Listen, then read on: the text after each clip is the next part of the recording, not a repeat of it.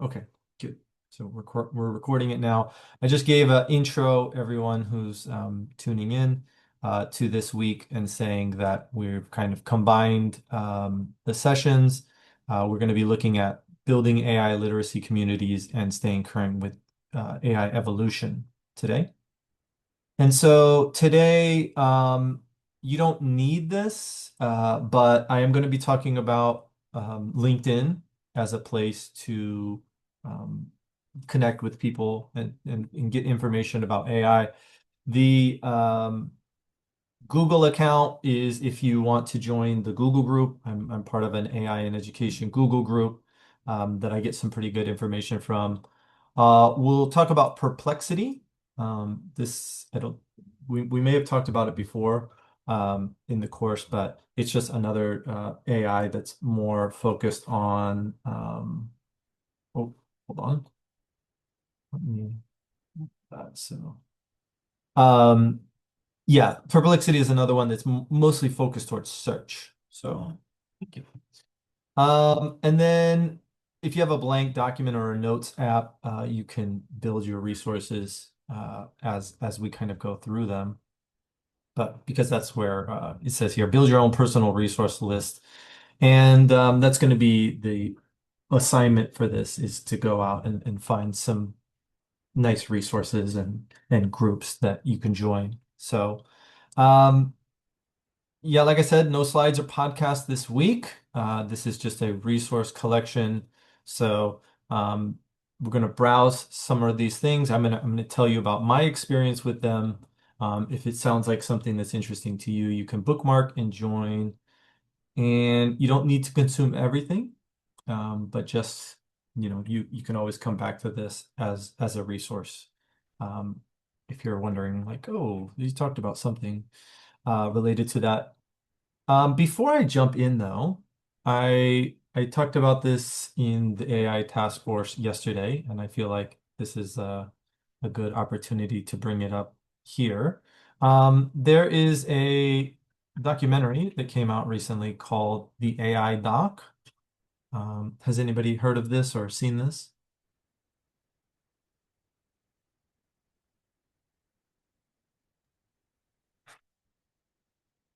I'll take a silence as nobody's seen it or watched it. I've only heard No, about it because I was in the yeah, other meeting where you told us about it, but I haven't Okay. watched it or anything.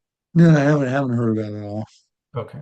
I'm trying to spread the word because I think it's one of those, what was the one that came out, The Inconvenient Truth, where it kind of like lets you know the current status of this thing that affects kind of the world and where it could head if we don't do certain things to try to mitigate some of the bad stuff that could happen in the future. And so um, I'm just every meeting I'm going in and I'm telling people about it just to kind of spread the word. It was in theaters at the end of last month, but it is now able to you can watch it at home.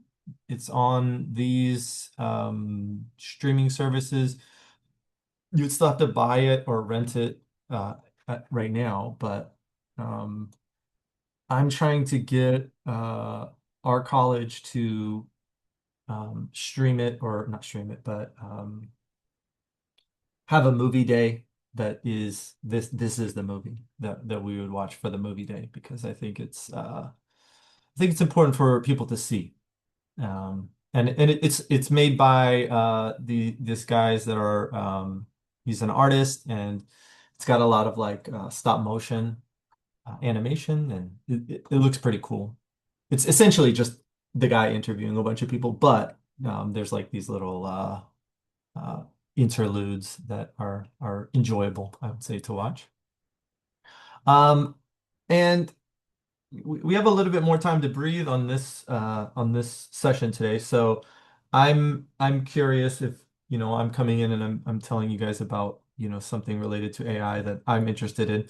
Um, we I was always curious, crunched on time, so we didn't get to talk about this week in AI. So recently, have you all is there anything that maybe you are using a new function or a new AI tool, or you used something familiar in a different way? Is there any AI updates from anybody in this group?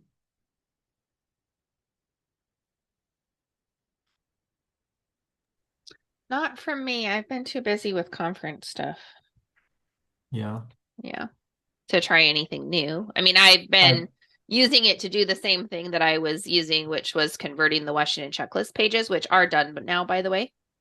Nice. So that all the new formatting is done on that. And then my second task that AI is going to help me with that is I'm going through and making sure all the links work. I'm using a combination of Ally and Claude to help with that. Oh, nice. Yeah. Um, I will say, Washington course checklist related, I was able to create a script that can take a course and just a whole Canvas course and export it as a single HTML file. And my one of my instructors asked to go in and check it out. And so what I did was I took the HTML of the course and then I created a GPT that let me see. It's called like Washington Course Design Checklist. Like I trained it on the Washington Course Design Checklist. Yeah. Yay, you have Audits. more tech skills than I do. I put it in there and I swear, let me see if I can do. Oh, okay. It took 47 minutes. Oh, See this? yeah. Yeah. Wow. 47 minutes, which I mean, to audit a course, that's very fast. But like for AI, I've never seen that high of a number for it working on a task. And it gave a summary here. And then I had it go through and look at each of the standards. And then it has the indicators that are met and then gives evidence of where it's met. And then indicators not met, and it does that for all of the standards. And this is So the is this whole basically output. kind of a self-evaluation tool for faculty? And did you do this because Brett Christie contacted you from Alchemy and did a demo for you guys based on what he was doing? No, but we do have a meeting with Brett Christie on Monday Oh, okay, you from haven't met with him Alchemy. yet. He wants to meet with me too. And I was like, dude, I've got a conference next week. I can't. I want to see what you're doing, but I can't do it Yeah. till later. Yeah, I'm Okay. a big fan of Brett Christie and the work that they do. But yeah, I'm interested in seeing, what they have to offer because this was something I just kind of cooked up yesterday with like an hour of work. So Yeah, um I actually tried to do not this same thing, but I tried to make something. I think it was using Poe. It was quite a while ago, but I had a lot of inconsistencies in the checklist that are now, I think, mostly fixed. All of the numbering is now right, and I fixed a oh. lot of stuff in the last even just couple of months. But I could not get it to stay in the Washington checklist materials.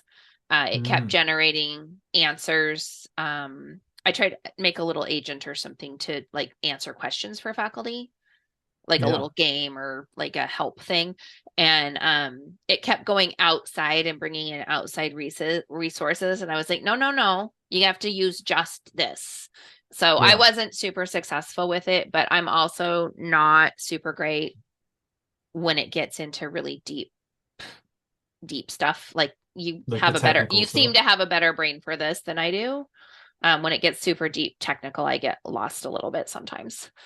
Well, after the conference, let's, meet up. Maybe I'll join you in a course design lab if I have the Oh yeah. time. Anyways, the course design labs aren't just for the Washington checklist. They're for like my Canvas 101 students and anybody that wants to talk about anything related to course design. But feel free to pop in on any Friday. I'm there almost every Friday. And I put the link to the Washington checklist resources shell into the chat for everybody in case you don't know what it is or want to go look at it or whatever, just so you have context. There Yeah. is a little bit of trouble with the navigation on the homepage right now. Canvas changed something behind the scenes, and the course links that you insert as course links to like other places in the course using the rich content editor aren't Hmm. haven't been working in public classrooms. Hmm. So until that's resolved, please just click on modules to get to the content, and then you should be Okay. fine. Good Yeah. call. Good call. And actually, Derek's in here. He went through my framework for faculty and student success, which is basically standards 1, 2, 3 from the Mhm. Washington checklist. So I think he's met a lot of the indicators. He should know a lot about the course design Yay. checklist. Well, if you get anyone who's gone all the way through it and you've worked with them to review and revise and do everything, I have badges available. Oh, And oh yeah, I I remember you have talking about that a awarded while them ago. to Yeah. faculty at Shoreline, but so far Shoreline's the only one that has done it. So if you want to get with me on I that later, we can do we that. haven't I mean maybe I don't need to go through and make my own version if you've completed it. I can probably just we're thinking about starting a new thing related to communities of practice Mm, for our professional development next year, and I think one of them is going to be course related, and so cool. um I'll probably have what if the community practice deems this a worthy endeavor, but Hmm. have them finish the other standards. There's 5 standards, Yeah, there's 5. so you would only really need to do 4 and 5. So I don't Yeah. know. So, but if Derek, if you're already done, if you want to sign him off on it, Ronald, you can send me the information and I can do the awards for section 1, 2, 3 because it's on a pathway. And when you're Oh, done, I can show it to you later. I don't want to derail your conversation right now, yeah, but yeah, yeah.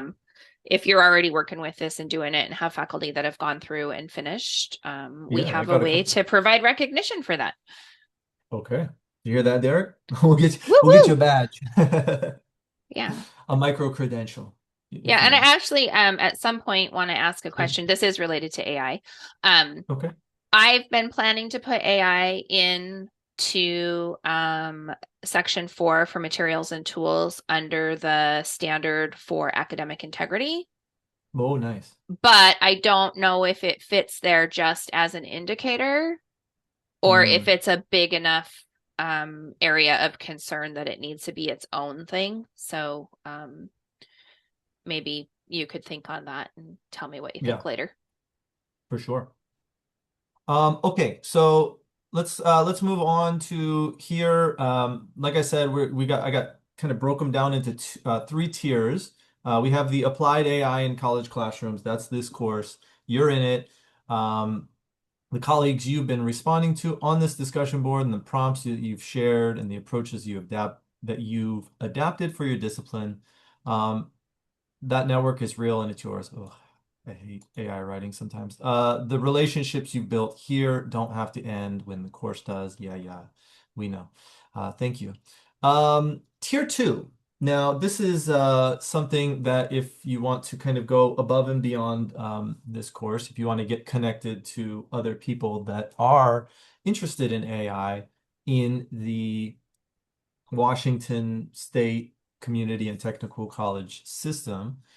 We did set up a group in LinkedIn, and we made it uh, originally through the ELC AI Task Force. And if you click that link, it will open up here. And I think you have to be logged in to in order to access this site. So if you don't have a LinkedIn and you don't want to get one, then just ignore this. But if you do have a LinkedIn and you're not logged in, you can log in, you can join the group. It should probably say something over here about joining the group. I'm already in this group, so I won't see anything about joining it. But we've got a small collection of people from around the system. We're hoping to kind of get more interest and more people joining. We created this LCI Insight newsletter that I sent out to the college related to there's just a couple stories in there about AI. We talk about the ATL and WAC conference coming up. We talk about the AI policy from WATEC. There's a couple stuff in here about uh, using AI in like certain ways. Here's a flipped classroom, and then it ends with talking about the 8 essential principles. It's something that Joni and I have been working on. Joni is the other co-chair of the ELC AI task force. And so we posted these ones here as a way if people want to kind of talk about these topics some more. I like to think of this as like the discussion board. So if you want to have a discussion on LinkedIn, um, obviously we talk about what we talk about in here, but if there's other stories, we try to post in here. And if you all have a story that you feel like is like interesting and useful for other people in the system, like I posted that Northwest eLearn is accepting proposals coming up for their 2026 conference in Portland. So just trying to create a place where resources, where things can go and get updated. That is the uh, ELC AI Task Force Community of Practice and LinkedIn. And then I wanted to talk about the AI in Education Google group. So I don't know if you all have a Google account, but this is a pretty cool group. Let me see if it's going to let me get in here. Yeah, nice. So you can see it's just a bunch of people from there's this is around the world. Like it's mostly, I would say, America based, but um, there's I've seen some people from Europe post on here. I've seen some people from um, Asia post on here. So you can kind of see what they have here. Like, let's see. So the higher education educators AI diagnostic, take the test. See what this is. Scenario-based diagnostic for higher education educators that test understanding across domains. Gen AI's capabilities, assessment vulnerability, assessment design, and educational platform. It looks like this person made this in AI. This looks like Claude. Whenever I get Claude to make a website for me. Ooh, super small text. I did notice also when I get Claude to make things for me, the text is super small. So I don't know why it's like that. But this is just kind of checking. Oh, it's like a little knowledge check. Diagnostic. Yeah, that makes sense. Let's see here. The 3D AI detection universe, AI and liberal arts symposium. They also post a lot about conferences and professional development. So if you are interested in getting more hours for professional development related to AI, there's a lot of great stuff here. I can put this link in the chat, but it's right here as well in the course. So if you ever need to come back to that. That's a pretty good group. And the way you can, with these Google groups, what you can do is you go to the group setting and then my membership settings. You can link it to your account. Oh, and then this subscription, you can choose like how often you want to get emails. So if you want to get every time somebody puts an email, you could do that. I like to get the digest, which is like anything that happened during the day, they'll put it together in an email. And so I just have to check it once a day just to see if there's any interesting information coming out of that group. Um, let's see here. Ronald, it's me. I post every day on LinkedIn. So this is if you want to kind of stay current on AI stuff. I've been very similar to how I've been doing it in this group. I have, let me see, where's my page? So I've been creating like I'll go out and I'll find an article or a webinar or something. I'll put it into Notebook LM and create a slide deck. So like here's an example of a slide deck. And then if you go into the comments, I give the source, wherever I got the information from, and then I create the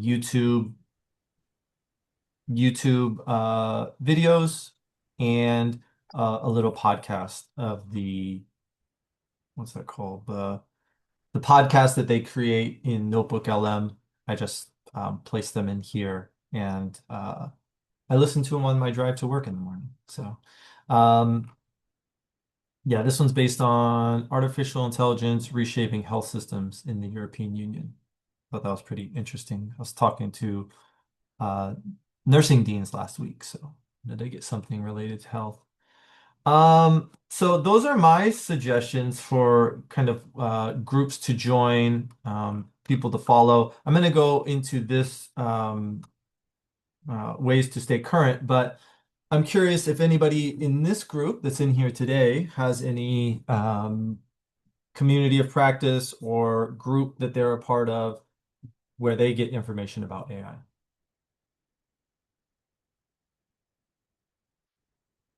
Like how do you stay up on AI, Alyssa? Um, I don't do anything in particular. I just come to like this community and the AI task force. I participate there. I do a lot of learning on my own. So I'm not really connected. I get overwhelmed by a lot of information and having too many places to go to look at things. So Yeah, I tend to try to keep things simple. that's good. Smart. I mean, especially that overload is the word right now, I would say. Yeah, I think, and that is, I get overloaded with AI stuff. Even I went to an online conference a couple weeks ago, and almost every session was AI. It was just like, oh my gosh, I can't do another AI session. I just can't. Yeah. It was just too Yeah. much. I feel that sentiment growing. It's been growing for a while, but yeah, right now it's like AI again. Like I'm worried about, WAC and ATL. Hopefully our session is interesting enough to get past Yeah, and we you need to we be worried specific about AI yeah, kind but of. we specifically didn't do every session on AI. I think we got Oh, it pretty oh, I know. balanced. But so my overall strategy for staying informed is to hang out with smart people like you all. Nice. Think that's a community of practice. That's that model. What about Dean? Do you have any sort of groups that you're a part of, or where how do you stay up on And I different? really just kind of did this course, obviously, is probably the main one. I know that Pearson Publishers, they've been pushing heavily with some online stuff and some webinars that they've been doing. I've been thinking about kind of enjoying some of them. I know that Pearson's is heavily integrating AI now into their ebooks and their some of the courses they do they provide with their books. And so yeah, Okay, so I'm sure it's gonna be a big thing. It's sometimes I just wonder how people have the time to do all this. It's kind of that's the thing yeah, with the yeah, amount exactly. of it. How do you have the time to even Yeah, consume it? exactly. Um, do you use Pearson? Is that why you found out about them? Yeah, our own cooking book is from Pearson. Okay, Yeah. gotcha. So most of them are from Pearson or Wiley. We have a few books, but most of them are from those two sources. Pearson had an AI report recently that I remember making a post Yeah. about. Was it the end of year? Yeah, there was a pretty good piece done by Pearson. I can't remember what it was called. If I'm sure if I cycle through my LinkedIn, I can Mhm. find it. But yeah, that's good. What about Derek? Do you have any methods to continue your knowledge search on AI, or do you just kind of mainly rely on what we talk about in here? I know you're a pretty busy guy. Yeah, it's mostly um, what we, talk about in this course, but with reading some of your posts on LinkedIn, I think the algorithm, sometimes feeds me more AI related content. Oh, On the sorry. No, it's okay. That's okay. It's If you okay like because this, you'd probably like this. right. So yeah, and then of course it's I mean it's permeating everything, right? So you see posts about it on social media and and stuff like that as well, and just Yeah. like articles about it and stuff like that. So I'm trying to stay informed on it. I don't use it as much as probably what I could. But I'm sort of in the stay informed mode, Oh yeah. so that when maybe I do have a little bit more time to do more exploring on how I can use it and incorporate it into my workload and teaching, that at least I'm staying somewhat current and I know what's Yeah. going on, not like I was in the beginning of what the hell is this and how is it going to impact my teaching. Right. Yeah. But that's great. Yeah. Um, yeah. Oh, okay. And I find it while I was listening to you, I was kind of scrolling through. It was the Mind the Learning Gap. Let's see here. This is the Pearson, the missing link in AI's productivity promise. This is a pretty good read. I'll put this one into the chat. And then I'll also include this if you want to listen to the video summary or podcast on there. Um, what I like about the podcast and the whole reason that I made it is because like I also am getting like information overload on this stuff and I'm trying to find the good information, and if it's a real it's a report and it's like 40 pages, I don't have time to read the whole thing, and but if I can get kind of the main points, that's I think what this podcast does is it just the podcast just like does it really quickly. I'm able to consume the knowledge very quickly. So, okay, staying current. Speaking of staying current, here are some links that you can go to. We have the Decoder, which is clean, factual AI news without the hype. I do not use this one, and it looks like it's in German, so I don't even know why it would suggest that. This one is pretty good. This is what's going on over there at MIT. And so there was this one I'm going to make a post about this weekend. AI is everywhere all at once. How does that make you feel? It's kind of what we were just talking about. The era of the AI malaise. Um, that's a pretty good one. The public sentiment. So check that out or wait for my summary coming tomorrow. Um, Ben's Bites. This is a newsletter. If you ever get to kind of this type of thing, um, put your email in if you want to subscribe, or you can just see the stuff. And there's some articles out here. NVIDIA loves OpenClaw.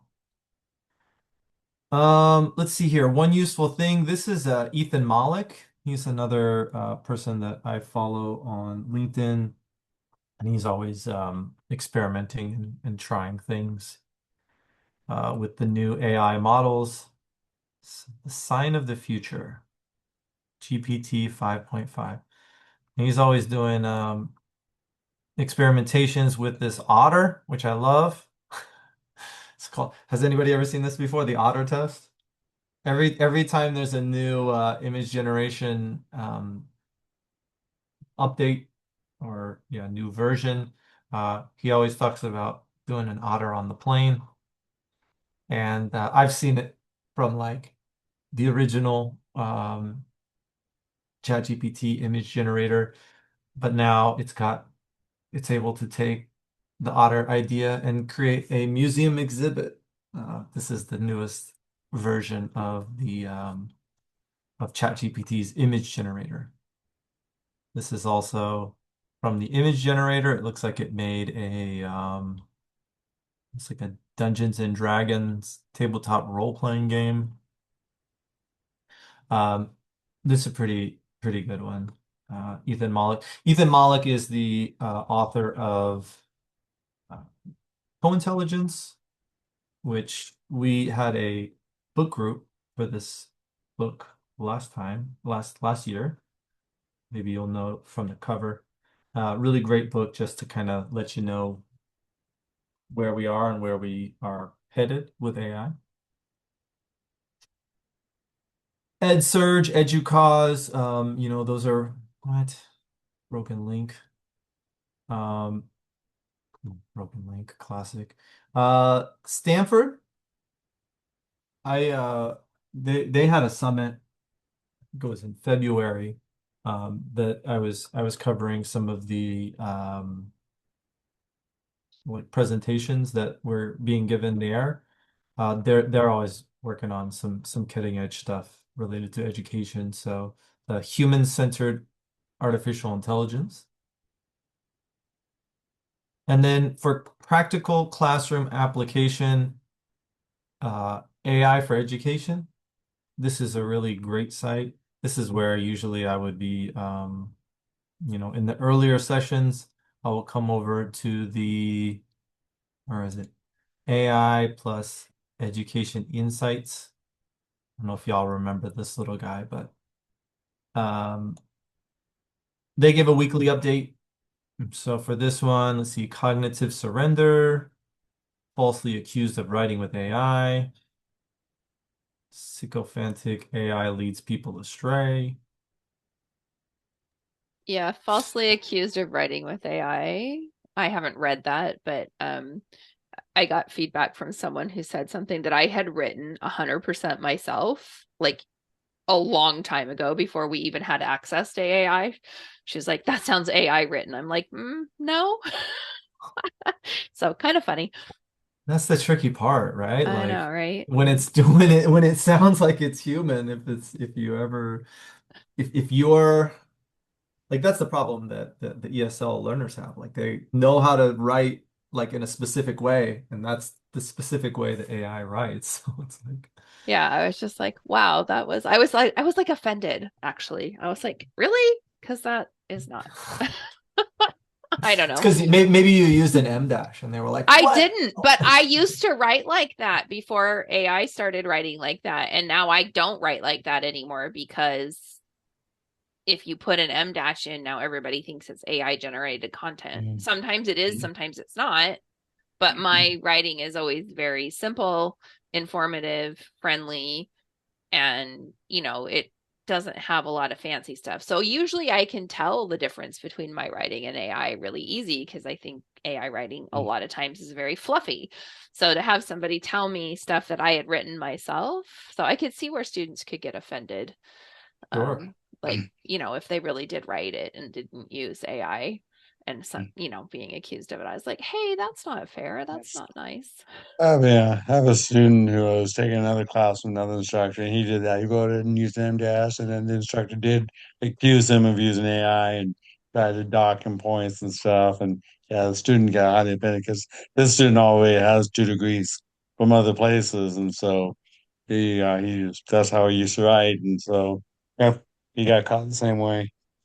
Yeah, it's just Yeah. frustrating. So I could see where students and faculty are struggling with this a lot. Mm, So that probably is a really good article or something that we should check out. mm, Man, I think accusing somebody of saying something sounds like AI, that's kind of not, I don't know, it just doesn't seem respectful. Because especially if it does, like if they did write it, right? Your example is the perfect example of like you wrote it, I did. in their mind it sounded like AI, but it wasn't. So Yeah. why? It was actually a student who is faculty, a student in one of my classes told me my feedback sounded like it was AI generated. I'm like, absolutely not. Sorry. Well, I mean, It was it's weird.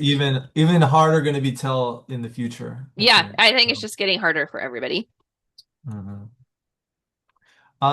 Okay, we've got ISTE. ISTE has they're well respected in the field. They've got some information here about AI, and then obviously the Chronicle of Higher Education with it. Oops, nice. I don't know why these links are all broken. But those are some resources we already talked about your guys' resources.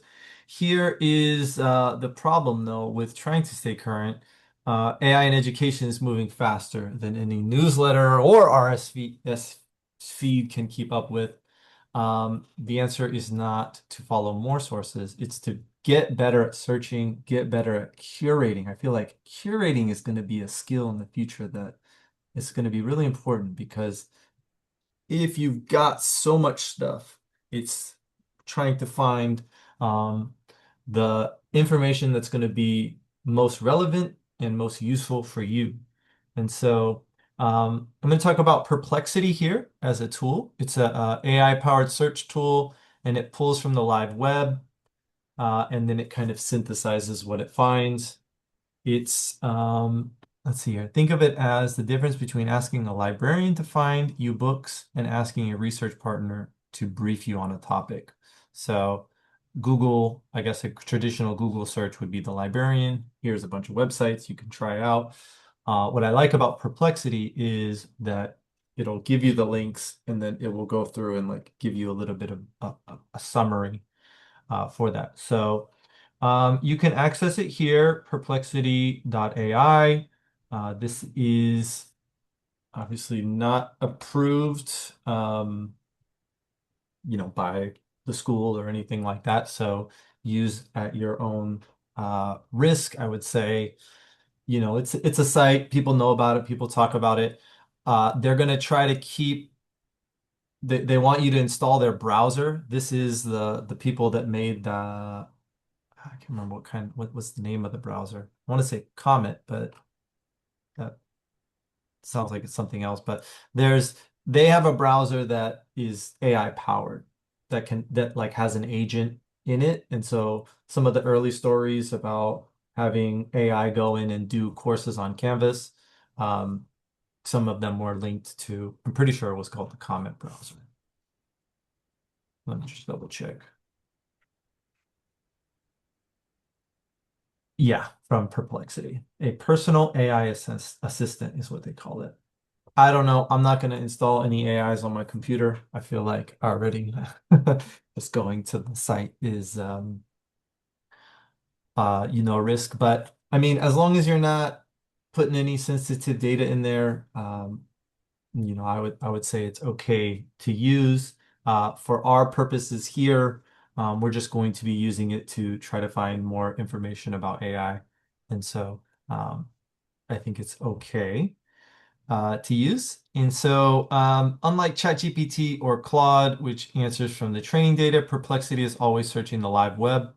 It's a little outdated because ChatGPT and Claude can use the internet now. And so especially I've used the Claude GP or the Claude research and ChatGPT's research, and they go out and they find a bunch of sites and synthesize all of that and give you a report.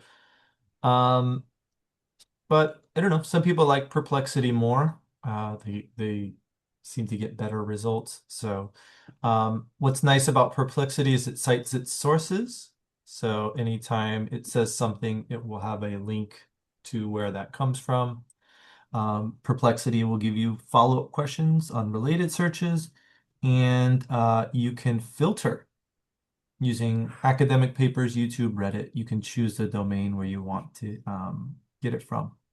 So I am going to go through 3 Perplexity searches here to find AI and education resources. So I have these prompts down here that I'm going to try and see if I can find any good information. So the first one, search number 1, I'm going to try to get a beat on what's happening with AI. And I don't know why it says 2025, but it's in 2025. That needs to be updated to 2026 because, as you all know, 2025 and 2026 in AI years is like 10 years of So I'm gonna actually come here and let me read this before I put it in here. What are the most important developments in AI and higher education in 2026? Oh, I think because it was trying to like consolidate what happened last year, but I want really current. So let's let's see here. Focus on teaching, learning, and faculty practice. Let's say 2026. I'm actually going to say in the last month. I want to try to get some really current news to see, what's going on. The biggest AI development in higher education is the teaching practice. Big, and now I see. Okay. Teaching practice is moving from experimentation to practical classroom redesign. Faculty are using AI to draft prompts, shape assignments, and spot curriculum gaps and support feedback. Okay, so give me some examples here. We've got a link to EdTech magazine, AI in higher education, a guide for teachers. This is not within the last month, December 10th. I don't know about that one. Let's see here. Learning behavior. Students are using AI as a normal study aid and changing what good learning looks like, quote unquote. This one's actually got two links. So it's a Inside Higher Education survey. This one was recent enough as January 21st, so a couple months ago.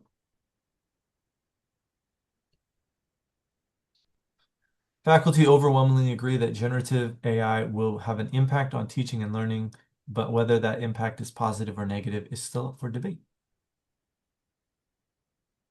Oh, so this one's going over a survey that they gave out. I'd like to look at this survey because we want to create a survey as well.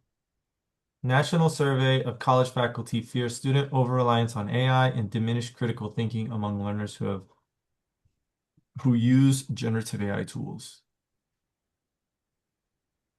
Oh, it's this? I made a post about this already.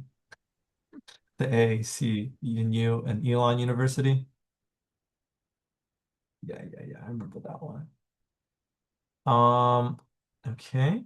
See what else they got here. Faculty readiness. A notable recent development is that faculty concern is still high. Oh, that's talking about the survey results, the same one. The top development in the last month, AI is being used okay, that's not new. Students are using AI as a routine learning partner, but it doesn't give super specific example. Let me see here. So this is the hard part. This is the sifting through and finding the good information. Okay, here we go. Beyond content generation, assessment design aligned to learning feedbacks. But it still doesn't go into how this happens. This feels like a list that was created by generative AI, but not really giving any specific information. AI structured as a tutor or coach. What does that look like?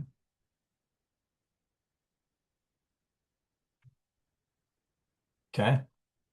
So I don't know. I'm not super impressed with the results here. It's giving me, I said I wanted things from the last month, but the two things that it gave me were from December and from January. If you want, I can also give you the last 30-day timeline with 5 to 7 concrete developments. Okay. Oh, and then it's got these follow-ups. So why faculty who integrate AI deeply, examples of AI, and yeah, here we go. This is what I want. Examples of AI use in specific college classrooms last month. So Georgia State University used Gemini to brainstorm readings.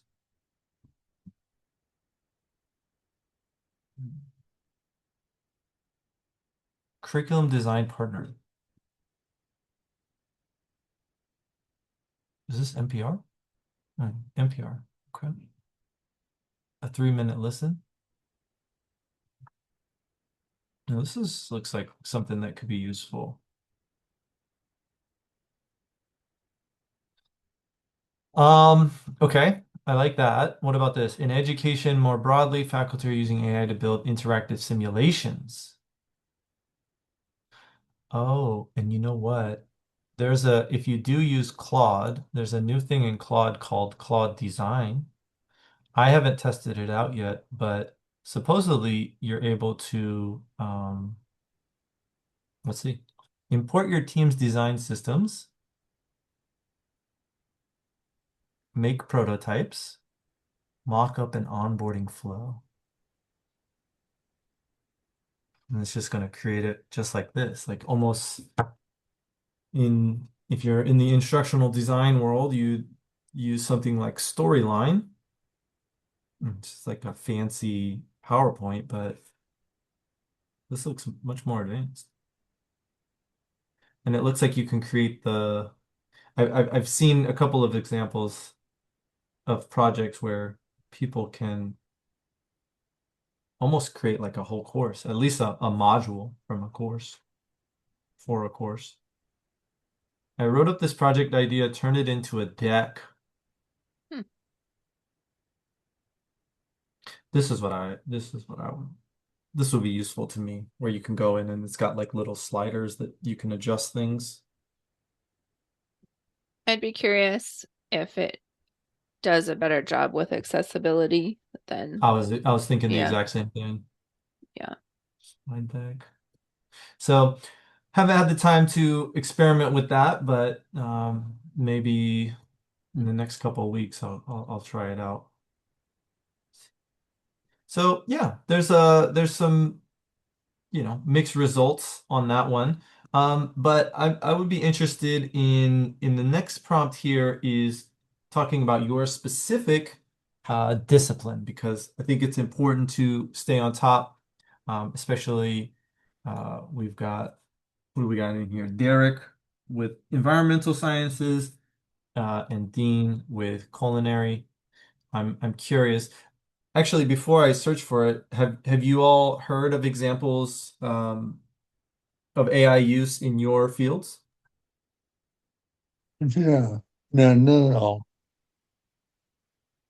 Let's see. I don't know how it would have to be probably some tools, right, that they would create that would help with some of the My guess is we would use it more for business marketing or analyzing, profit loss, that kind of stuff. Probably maybe more on the back end than but obviously, if I was in the kitchen, we wouldn't use it too much. okay.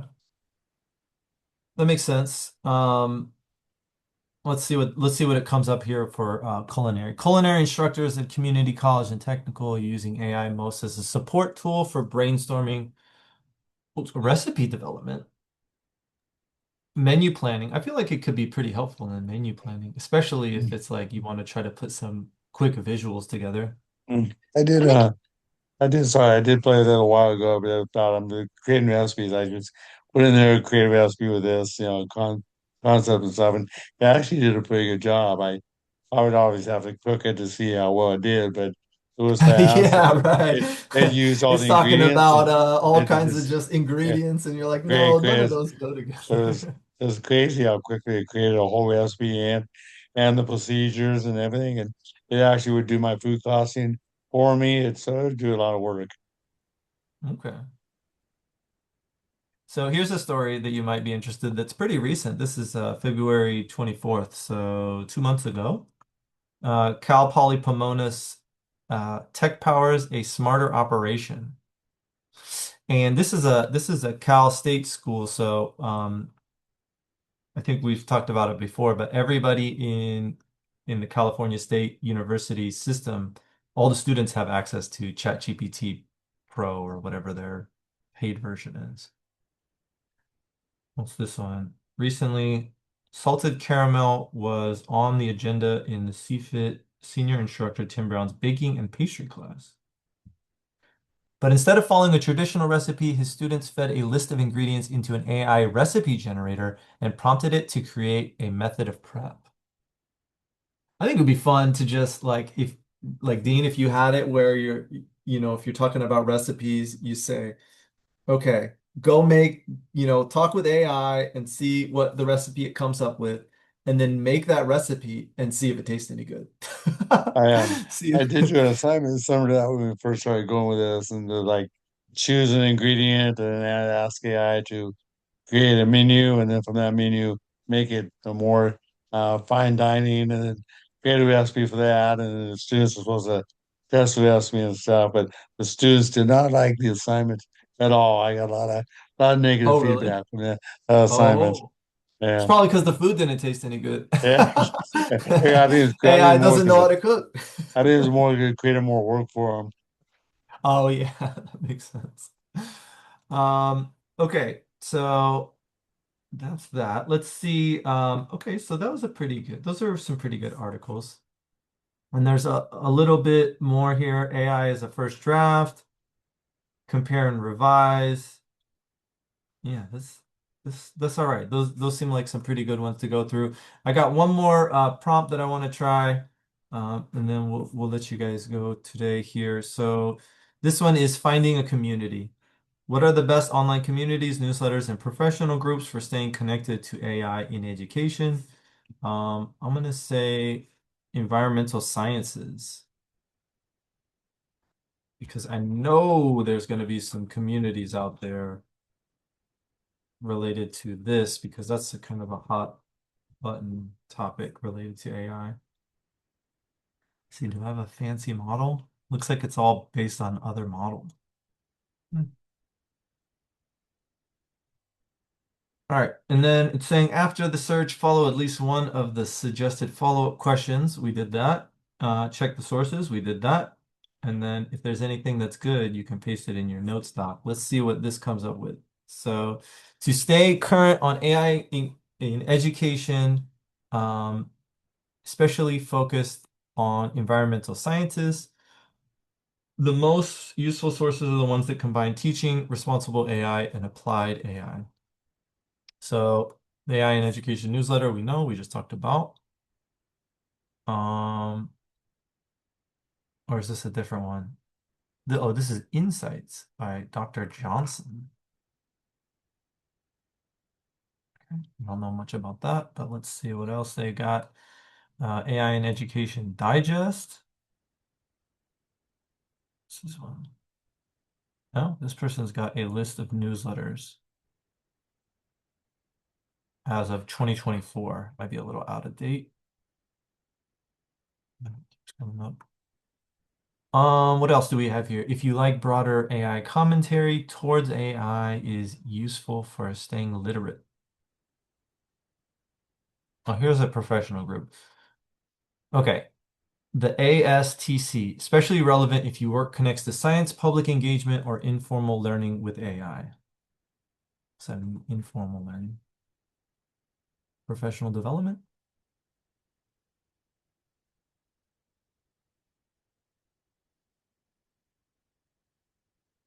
Oh, look at this. A framework for action. Roadmap for science centers and framework to cross-sector partnerships. Building awareness, facilitating public input, strengthening AI-related processes, exploring AI's social impact.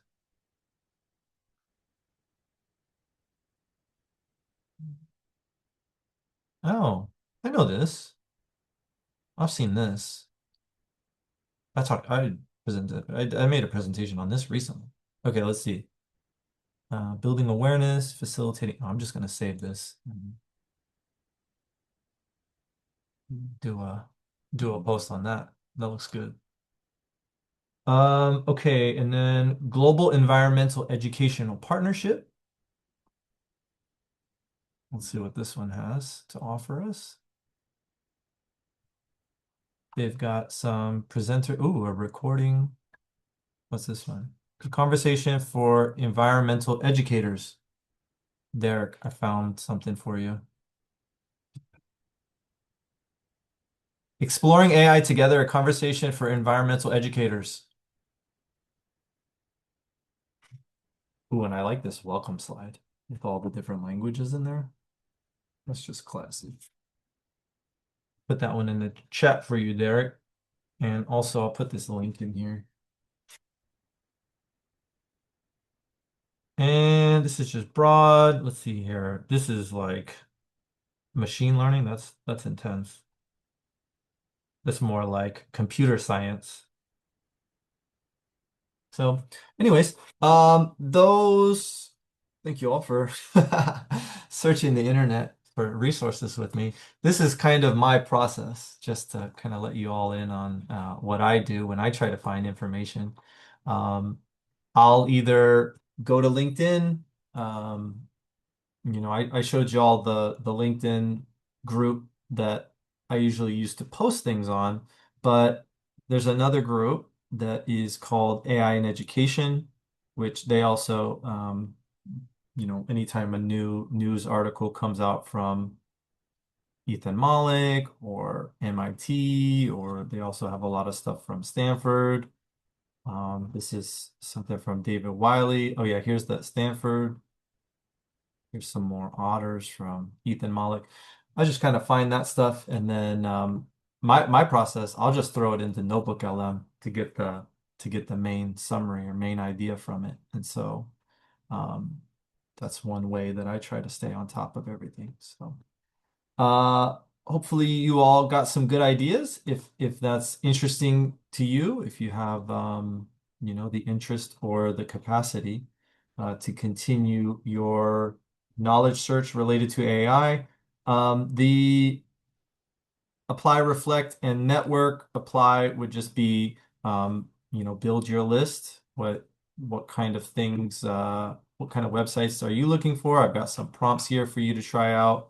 The reflection, and then networking, maybe you join the task force COP. You can interact with other people from around the system. WAC and ATL next week. If you're watching this late, that is the last week of April.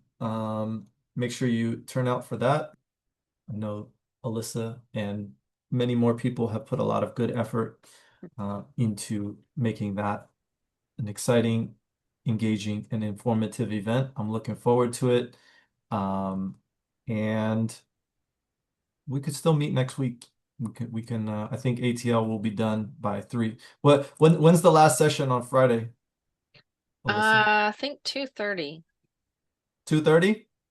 I think so, but don't quote me on it because I've looked at the schedule a billion times and it's just a big bundle Oh, of all of the times yeah. there. Okay. But our very last session is Flower Derby.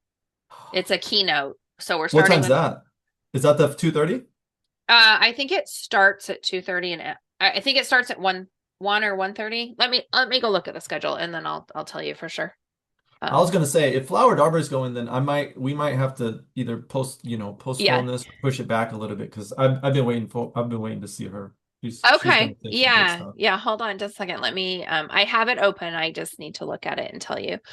Okay, so that would be on the third day, day 3, May 1st.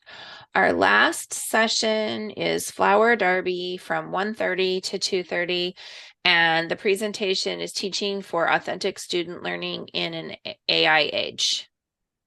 Exciting. I'm so Yeah. excited. And props for getting Flower. She's great. Yeah, it'll finish at 2:30 and then we will have our meeting at 3 if anybody still has brain power to talk about AI. I might not have brain power left Yeah, because no, that'll be day 3 of you don't need to managing the come. It conference. sounds like Dean's got something, but maybe Derek and Kelly will come. So Yeah. we'll talk and then we can Yeah. meet again whenever we meet again. So have a great week, everybody. Thank you for Thanks. taking the time on this Friday Yeah. to Does come and hang anybody out. need the registration link for WAC? ATL We plus sent WAC? it out. You got it? Okay, cool. Yeah. Thank you, though. Yep, no problem. All All right, right. everybody. Uh, See y'all next Thanks. thank time. you. Bye.